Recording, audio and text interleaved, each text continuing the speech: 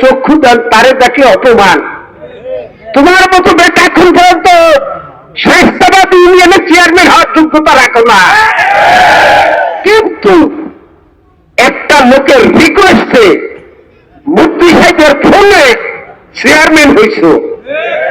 আজকে সেই মুফতি সাহেবের লোকজনের হুমকি দাও, ওরে বেটা হুমকি দেওয়ার দিন শেষ। আমি আপনাদেরকে স্পষ্ট বলি, যদি ওরা আপনাদেরকে হুমকি দেয় আমাদেরকে জানা, গোপন থাকার আর দরকার নাই। হয়তো অত্যাচার চলবে, নাই যে শান্তি চলবে, দুটির একটা চলবে। ওদেরকে ভয় করার কোন কারণ নাই। আমি আপনাদের ৮,০০০-এর সন্তান না হইলেও আমি কিন্তু ৮,০০০-এর জামাই, এটা তো জানেন। তার শ্বশুর বাড়ির মান সম্মান, ওই এলাকার মান সম্মান রক্ষার জন্য যা লাগে ইনশাআল্লাহ করব। ইতিপূর্বেও যত লোক যে সমস্যা আমার কাছে গেছে ইনশাআল্লাহ সমাধান বা উপকার পান নাই। আবারও বলি, হুমকি দিলেও আমি দেখবো যে সেই লোকটাকে না। তার কারণ আমরাও কিন্তু সর্বনাইতে বাসি আসে যাই, আমার ফ্যামিলিও আপনারা চেনেন, যারা হুমকি দেয় তার ফ্যামিলিও তো চেনেন। আমি স্পষ্ট বলিয়ে যাই, কাউকে হুমকি দেওয়ার দৃঢ়তা দেখাবে না, চেষ্টা করবে না, তাইলে কিন্তু নির্বাচন 12 তারিখ শেষ, তোমরাও ৮,০০০-এ বাস করবা, পাশাপাশি আমরাও বাস করব, কিন্তু সাবধান, বাস নাও করতে পারো। তিন পরিবারকে চ্যালেঞ্জ করার মতো এই 4 বেষ্টনীর মধ্যে কোন লোক নাই। এটা বারবার পরীক্ষিত। আওয়ামী লীগ 17 বছর ক্ষমতায় ছিল, ওই বেটা সব পলাইছো। তিন পরিবারের একটা ছেলে পলাইছে, তারা তো আপনাদের কাছে। পলানের 2টা কারণ, একটা হইলে তোরা চোর, তোরা লুটপাট করো, অপরকে আঘাত করো, এই কারণে তোরা পলাইছো। তোদের নেতা পর্যন্ত 17 বছরে বাংলার মাটিতে আসতে নাই।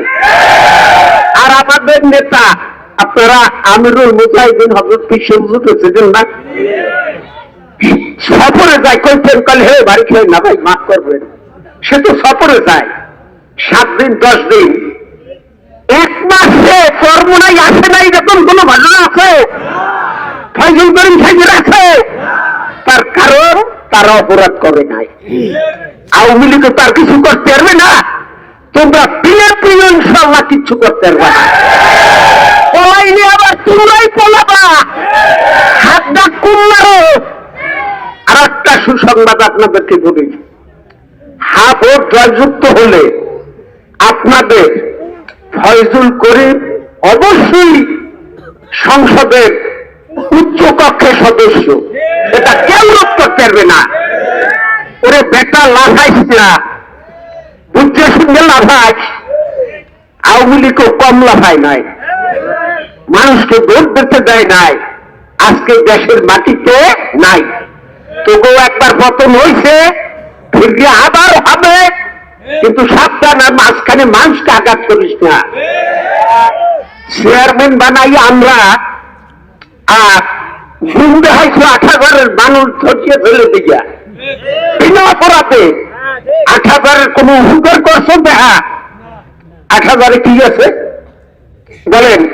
এই ভাঙতে আছে। এই নেতারা হাত ডাক মারে, একটা বস্তা বা একটা ব্লক ফালাইতে আছে, তা কিন্তু আর এক বেটা ফালাইছে। যা ফালাইছে তোমরা না, অন্য লোক, যাই ফেরুক সাহেব। কিন্তু তোমাদের প্রেসিডেন্ট থেকে তোমাদের আজকে প্রতিদ্বন্দ্বী যে প্রার্থী, তোমাদের সম্মানিত সরোয়ার ভাই কোন জায়গায় কিছু করে নাই। খালি উন্নয়ন, উন্নয়ন কাকে বলে সেটাই তো এটা জানো না। উন্নয়ন প্রথম হইলে মানুষের নিরাপত্তা, জানমালের নিরাপত্তা। তোরা এই ক্ষেত্রে পারো না, ব্যর্থ। আর ইনশাআল্লাহ কোনো কালে পারবিও না। নিরাপত্তা দিলে পুরো ফ্যামিলি সর্বনাইতে দেয়, সাথে সাথে আপনাদের ৮,০০০-এও কিছু বাতাস লাগে, কি ঠিক?